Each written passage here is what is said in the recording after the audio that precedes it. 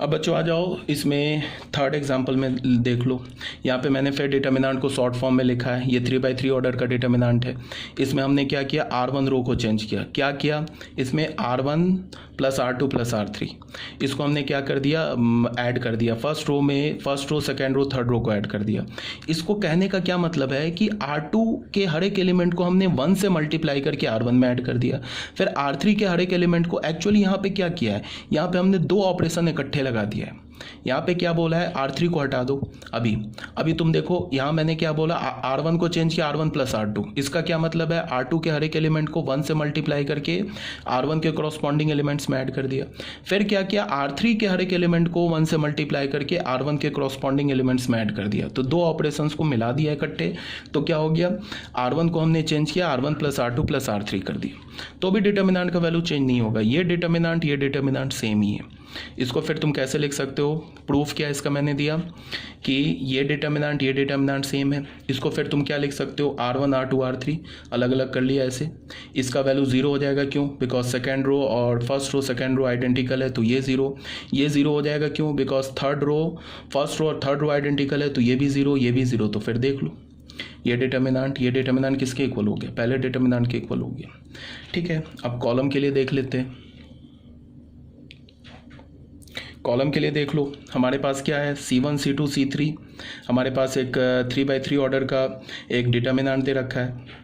इसमें हमने क्या किया, C2 को चेंज किया, सेकंड कॉलम को चेंज किया। क्या किया, थर्ड कॉलम के हर एक एलिमेंट को 2 से मल्टीप्लाई करके सेकंड कॉलम से में सब्ट्रैक्ट कर दिया। तो भी डिटर्मिनेंट का वैल्यू चेंज नहीं होगा। देख लो, तो ये क्या हो जाएगा, C2 किस में चेंज हो जाएगा, C2 माइनस 2 C3। फिर यहाँ C3 और C1 तो चेंज होगा नहीं। फिर इसको मैंने क्या किया, ये डिटर्मिनेंट और ये डिटर्मिनेंट दोनों का वैल्यू सेम होगा। इसको मैंने क्या किया, अभी डिटर्मिनेंट को अलग अलग कर लिया। इसका सेकंड कॉलम दो एलिमेंट के सम में है, तो उसको हमने दो डिटर्मिनेंट के सम में लिख दिया। अब यहाँ पे क्या किया कि जो हमारा सेकंड कॉलम है इसमें तो -2 फैक्टर कॉमन है, इसको बाहर निकाल दिया। तो यहाँ फिर देखो, second column and third column ये आइडेंटिकल हो गया, तो इसका वैल्यू जीरो। तो ये जीरो, तो ये पूरा जीरो हो जाएगा। तो फिर हमें क्या मिल गया, ओरिजिनल डिटर्मिनेंट मिल गया। ठीक है ना, तो ये भी बात आ गई समझ में, कोई प्रॉब्लम नहीं होनी चाहिए। अब हमारा पेज नंबर 20 भी क्लियर हो गया। अब बच्चों आ जाओ प्रॉपर्टी नंबर 12। प्रॉपर्टी नंबर 12 में क्या है कि हमारे पास क्या बोला जा रहा है कि एक मैट्रिक्स है, डायगोनल मैट्रिक्स है, उसका ऑर्डर क्या है, n greater than equals to 2। तो ये तो ऑलरेडी मैंने बता रखा है कि डायगोनल मैट्रिक्स का डिटर्मिनेंट कैसे कैलकुलेट करते हो। डायगोनल के एलिमेंट्स को सिंपली मल्टीप्लाई कर दो तो डिटर्मिनेंट हो जाएगा। तो डिटर्मिनेंट ऑफ ए क्या होगा, डायगोनल के एलिमेंट्स को हमने मल्टीप्लाई कर दिया। तो ये हो गया हमारा प्रॉपर्टी नंबर 12। प्रॉपर्टी नंबर 13 में आ जाओ। ये भी ऑलरेडी डिस्कस किया हुआ है कि हमारे पास दो मैट्रिक्स के प्रोडक्ट का डिटर्मिनेंट निकालो या अलग अलग डिटर्मिनेंट निकाल के मल्टीप्लाई कर दो, रिजल्ट सेम होगा। मतलब determinant of A B is equal to determinant of A into determinant of B. तो ये हो गया हमारा प्रॉपर्टी नंबर 13। अब आ जाओ प्रॉपर्टी नंबर 14। ये भी इंपॉर्टेंट प्रॉपर्टी है, ये अक्सर जेईई मेंस में ये प्रॉपर्टी पूछते हैं। हमारे पास क्या है कि एक मैट्रिक्स दे रखा है AIJ, be a square matrix of order n, और लेट CIJ को हमने क्या बोला, cofactor of AIJ in n। ठीक है, in A if C capital C matrix लिया, एक CIJ मैट्रिक्स लिया, is the matrix of cofactor of elements in A, then determinant of C is equal to determinant of A to the power n minus 1। क्या बोल रहा है समझा रहा हूँ। हमारे पास एक मैट्रिक्स दे रखा है n ऑर्डर का, उस मैट्रिक्स को में हमने एक दूसरा मैट्रिक्स हमने लिया C मैट्रिक्स। ये C मैट्रिक्स कैसा है कि A मैट्रिक्स के हर एक एलिमेंट को हमने उसके कोफैक्टर से रिप्लेस कर दिया। जैसे इसमें A11 है ना, तो C11 लिख दिया। मान लो कि हमारे पास ऐसा डिटर्मिनेंट है, ऐसा एक A मैट्रिक्स हमारे पास ऐसा है 3/3 ऑर्डर का, A11 A12 A13 A21 A22 A23 A31 A32 A33, ऐसा एक डिटर्मिनेंट हमारे पास। ठीक है, तो हमने एक C डिटर्मिनेंट बनाया। C डिटर्मिनेंट क्या बोला कि ये A डिटर्मिनेंट के हर एक एलिमेंट को इसके कोफैक्टर से रिप्लेस कर दिया। तो A11 के कोफैक्टर को हमने बोल दिया C11, A12 के कोफैक्टर को बोल दिया C12 C13 C21 C22 C23 C31 C32 C33। ठीक है, अब क्या बोला जा रहा है, इसके बीच में रिलेशन ए मैट्रिक्स का determinant of A and determinant of C, इसके बीच का क्या रिलेशन दिया हुआ है कि डिटर्मिनेंट ए पे पावर n-1 ये हो जाएगा डिटर्मिनेंट ऑफ सी के। ये याद रखना। हमने क्या किया, दो मैट्रिक्स लिया, स्क्वायर मैट्रिक्स लिया n/n ऑर्डर का। तो मैंने क्या बोला कि ए मैट्रिक्स का डिटर्मिनेंट निकालो, फिर जो ए मैट्रिक्स है उसके हर एक एलिमेंट को उसके कोफैक्टर से रिप्लेस कर दो, और फिर उस मैट्रिक्स को हमने क्या बोला, सी मैट्रिक्स का डिटर्मिनेंट निकालो। Then determinant of C is equal to determinant of A to the power n-1, ये बोला जा रहा है यहाँ पे। ठीक है, तो ये था हमारा प्रॉपर्टी नंबर 11, ये हो गया हमारा प्रॉपर्टी नंबर 12, ये हो गया हमारा प्रॉपर्टी नंबर 13। ठीक है बच्चों, ये था हमारा प्रॉपर्टी था। अब कुछ प्रॉब्लम्स है उसको देख लेते हैं। जो एलिमेंट्री प्रॉब्लम है जिसको मुझे सॉल्व करने की ज़रूरत नहीं है वो डायरेक्ट मैं बता देता हूँ। क्वेश्चन 1 में क्या बोला, फाइंड द वैल्यू ऑफ, इस डिटर्मिनेंट का वैल्यू निकालो।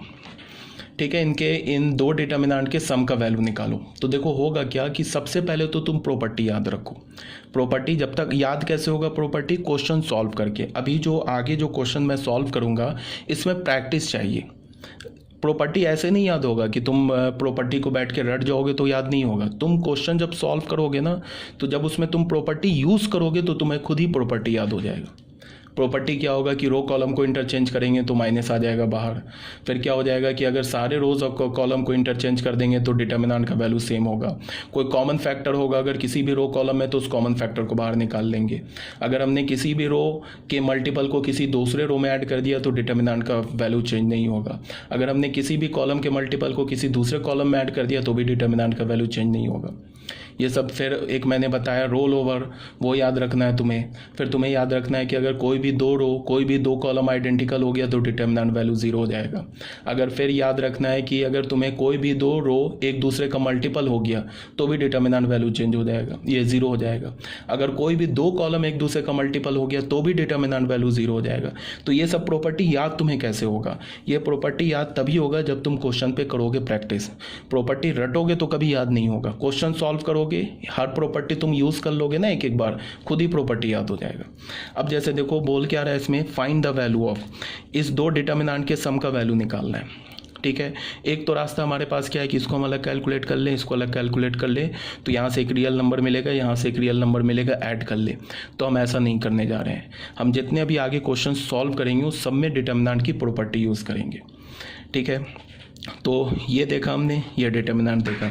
इसमें हमने क्या किया, इस डिटर्मिनेंट का ट्रांसपोज ले लिया, इसके क्रॉसपॉन्डिंग इसके रोज और कॉलम को आपस में इंटरचेंज कर दिया। तो रो कॉलम इंटरचेंज करेंगे तो इसको एज इट इज रहने दिया, इस डिटर्मिनेंट को, इस डिटर्मिनेंट के रो और कॉलम को इंटरचेंज कर दिया। तो रो कॉलम को इंटरचेंज करने से तो डिटर्मिनेंट का वैल्यू चेंज नहीं होता है। तो यहाँ पे क्या हो गया, ये फर्स्ट रो को फर्स्ट कॉलम बना दिया, सेकेंड रो को सेकेंड कॉलम बना दिया, और थर्ड रो को थर्ड कॉलम बना दिया। तो C1, उसके बाद ये क्या हो गया, इसका वैल्यू तो चेंज नहीं हुआ। उसके बाद हमने क्या किया कि C1 और C2 को इंटरचेंज कर दिया। फर्स्ट कॉलम और सेकंड कॉलम को आपस में इंटरचेंज कर दिया। ऐसा क्यों किया, क्योंकि जब हमने फर्स्ट कॉलम और सेकंड कॉलम को इंटरचेंज करोगे ना, तो यहाँ पे 252 है ना, तो यहाँ पे क्या हो जाएगा, फर्स्ट कॉलम और फर्स्ट है ये 252 है।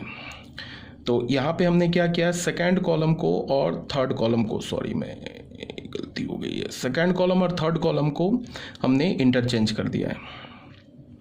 ठीक है, ये सेकंड कॉलम और थर्ड कॉलम को आपस में इंटरचेंज कर दिया।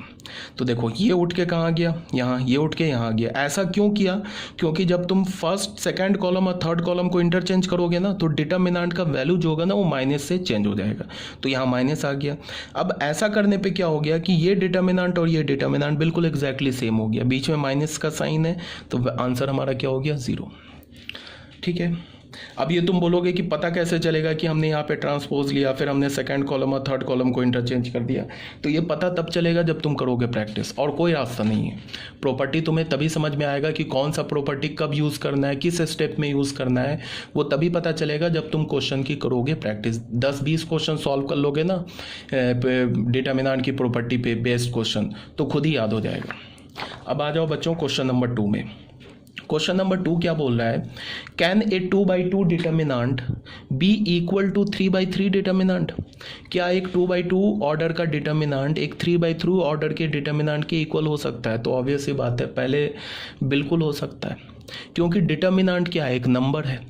तो ऐसा तो हो ही सकता है ना कि तुम 2/2 ऑर्डर के डिटर्मिनांट को कैलकुलेट करो तुम्हें अल्फा मिल जाए, और 3/3 ऑर्डर के डिटर्मिनांट को कैलकुलेट करो वो भी अल्फा मिल जाए। ऐसा भी हो सकता है कि 4/4 ऑर्डर के डिटर्मिनांट को कैलकुलेट करो वो भी अल्फा मिल जाए।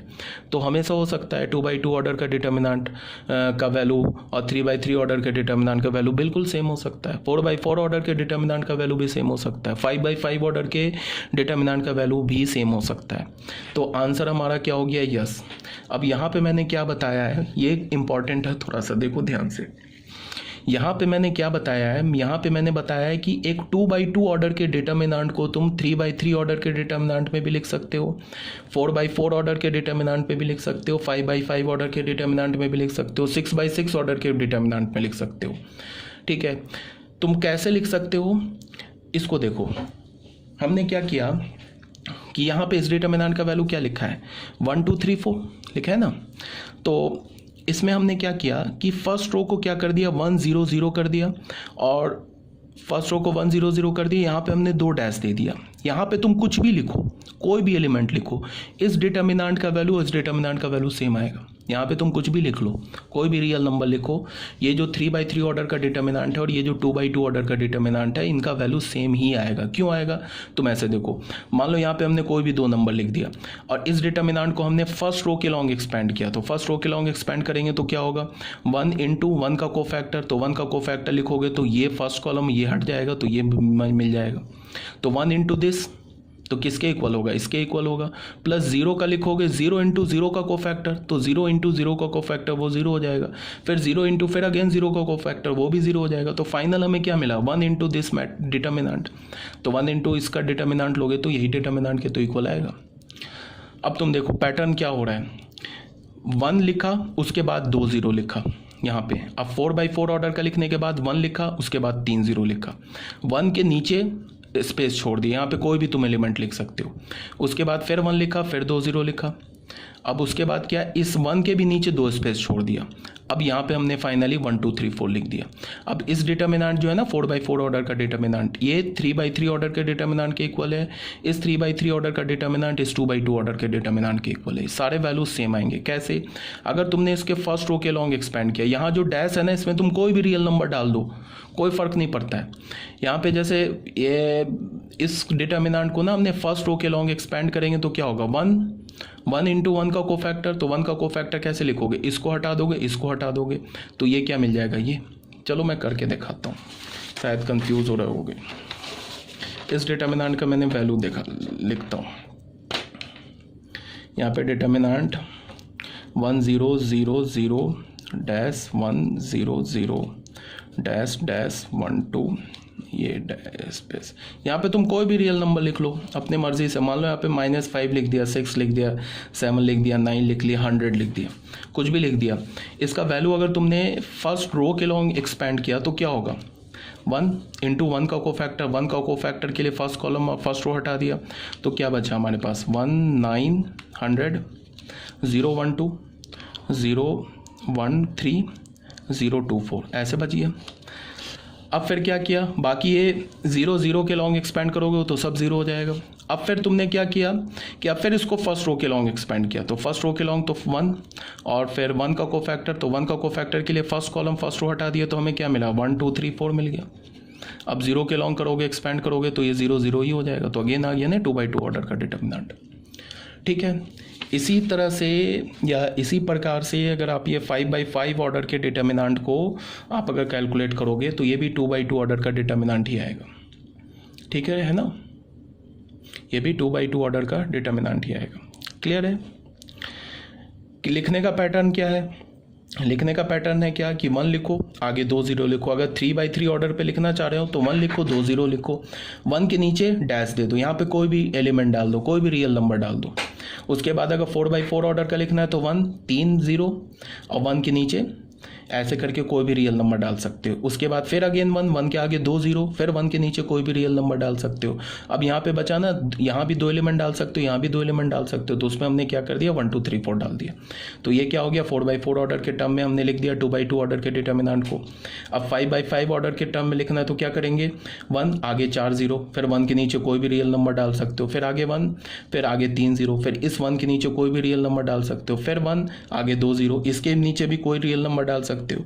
अब ये बच गया यहाँ पे 4 प्लेस बच गए, इस 4 प्लेस पे हमने इस डिटर्मिनेंट का के नंबर डाल दिए 1 2 3 4। ठीक है, ऐसे भी कर सकते हो 5x5 ऑर्डर। 6x6 ऑर्डर का भी लिख सकते हो। 6x6 ऑर्डर के डिटर्मिनेंट को तुम कैसे लिखोगे, ऐसे लिख सकते हो, देख लो 6x6 कैसे लिखोगे 1 0 0 0 3 4 हो गया ना, 5 6, यहाँ तुम 1 2 3 4 5 6 ऐसे लिख दिया, फिर 1 0 0 0 0 1 2 3 4 ऐसे लिख दिया, फिर 1 0 0 0, अभी भी यहाँ पे 3 है तो 1 0 0 यहाँ पे 2, अब यहाँ पे 4 एलिमेंट बचे ना, 4 एलिमेंट पे 1 2 3 4 लिख दो। तो हमने क्या कर दिया इसे 6x6 ऑर्डर के डिटर्मिनेंट में लिख दिया, किसको 2x2 ऑर्डर के डिटर्मिनेंट को। इस डिटर्मिनेंट का वैल्यू और जो 2x2 ऑर्डर का डिटर्मिनेंट है उन दोनों का वैल्यू सेम होगा। ठीक है।